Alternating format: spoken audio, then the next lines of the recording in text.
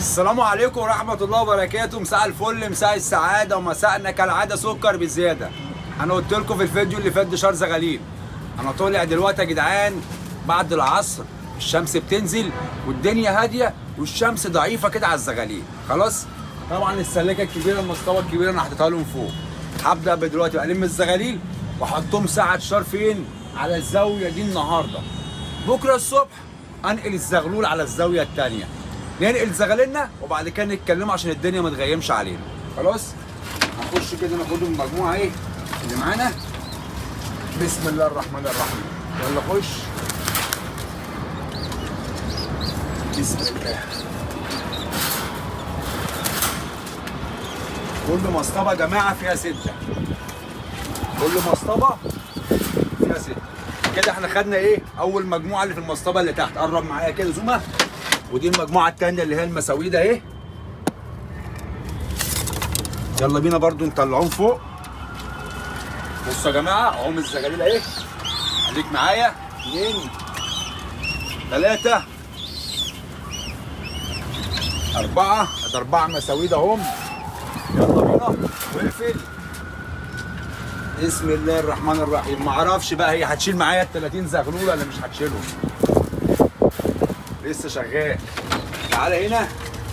هنا هناخده بقى ايه؟ ادي 1 2 3 4. 4 حلايس اهم. يلا بينا خش. وفي هنا واحد استرالي وادي واحد عاده. طبعا الزغاليل ده يا جدعان اتهوت الصبح وكلفت والدنيا حلوه معاهم. هما دلوقتي هياخدوا ايه؟ دشار. ها.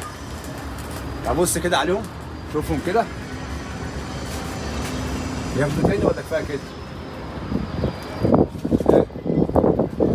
تعالى طب كده نديهم ايه؟ الكاسخانج ده والكاسخانج التاني ده كبير. تمام؟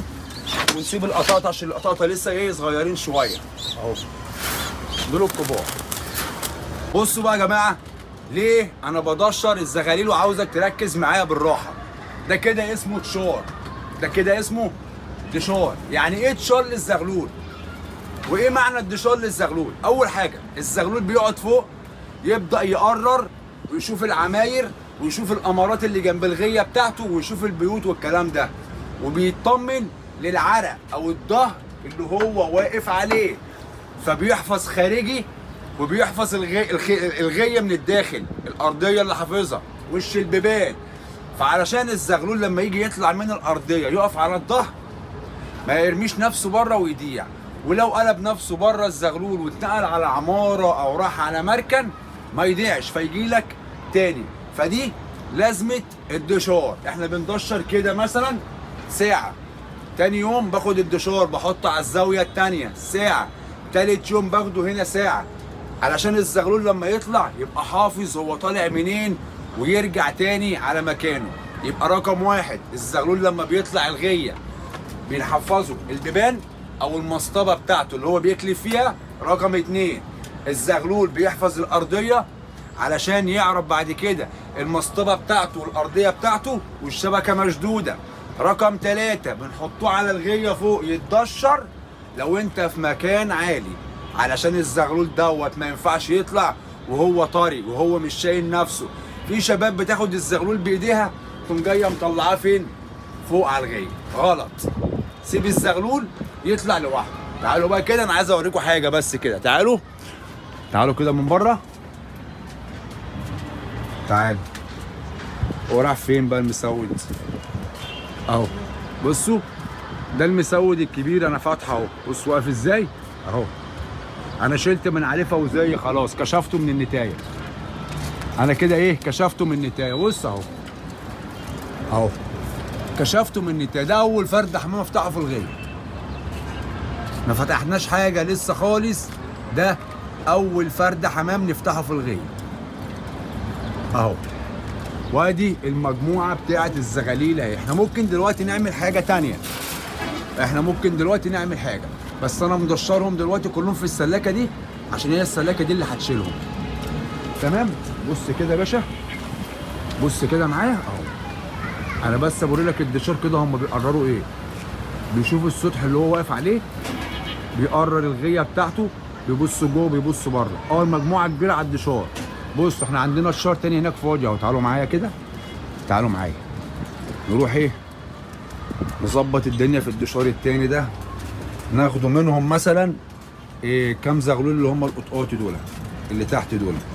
تعالوا كده ايه ناخدوهم في الدشار التاني. ادي واحد، ادي اثنين، ادي ثلاثة، ادي أربعة اهو. اللهم صل على جمال النبي اهو. دول 4 زغاليل قطاطة. تعالوا ندشرهم بقى في الدشار ده اهو. يلا خشوا اهو. بس هنا اهو. وال4 دول ياخدوا تشار هنا.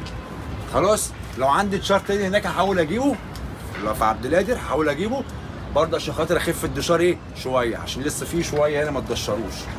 لسه في هنا ما تدشروش، يعني في حوالي 6 هنا ما تدشروش على فكره. في بنيدي وفي شخشولي وفي كورك وفي واحد استوري طرطور، دول ما تدشروش. هنشتغل ال4 ايام دول كده عليهم واحده واحده. هنقعدوا قد ايه؟ احنا ممكن نقعد لنا كده مثلا 5 ايام. 5 ايام يكون الزغلول الطري نشف والزغلول الناشف نشف اكتر، ونبدا نفتح عليهم من غير شبكه. بس قبل ما افتح عليهم انا قلت لك قبل كده، اليوم اللي انا هفتحهم فيه قبل منها بيوم امسك لهم كلفه بقى. اليوم اللي انا هفتحهم فيه امسك لهم كلفه. ليه؟ علشان الزغلول ما يروحش بعيد، ولو راح مكان بعيد يجي على طول ما يقعدش بره، يفضل يتنقل من مكان لمكان طول ما هو شبعان. لكن الزغلول لو جعان وراح طالع على الظهر بص شمال بص يمين، انا ليا نظره في الزغلول هيعمل ايه؟ هيقلب ولا هيجي على الغيه ولا هينزل على الارضيه؟ فهنا هبدا العب الزغلول بالكلفه في اول يوم يطلع فيه، وده اخطر يوم للزغاليل. انا بالنسبه لي في مرحلتين في الزغلول خطر جدا يا جماعه، خطر جدا. اول يوم الزغاليل تطلع على الظهر فيه، واول اسبوع الزغاليل تلم بعض فيه ويبداوا اللي هم ايه يمسكوا بعض ويمشوا. دي بتبقى خطر. فالمرحلتين دول هنعيشوهم بمغامراتهم بحلوياتهم. اهم حاجه تصلوا على النبي، وما تنسوش يا جدعان المتابعه للصفحه بتاعتنا. اخواتي وحبايبي اشوفكم على خير. تحياتي ليكم ولكل الناس اللي بتتابعنا من جوه مصر ومن بره مصر. تحياتي لكل الوطن العربي. هات المسود كده، هندي المسود قرشه كده. بص عليه. هات المسود مش انا، المسود. انا مش مسود والله اهو. بصوا روحوا اكرشوا لي من بره، اكرشوا لي من بره، اكرشوا لك المسود اهو اهو. اديله حازم، اديله ما تحططوش يا حازم. ايوه اديله حازم ما تحططهوش اهو. بصوا بصوا بص بص اهو. بص انا واقف في وش اهو، وربنا ما مجوعه، عشان ما حدش يقول لك يا ابو حازم انت مجوعه. والله ما مجوعه اهو. بس انا شلت النتايه منه. بص جايين منين اهو. بص بص اهو. بص واقفين على الشخشيخه فوق اهو اهو. انا كل القصه ان انا شلت النتايه بتاعته منه. خلاص يا رجاله اخواتي وحبايبي، نشوفكم على خير. تحياتي ليكم، وان شاء الله اللي جاي احلى مسا عليكم، واحلى مسا على كل الناس. والتربو من مكانكم بيمسي عليكم يا اجدع ناس. السلام عليكم.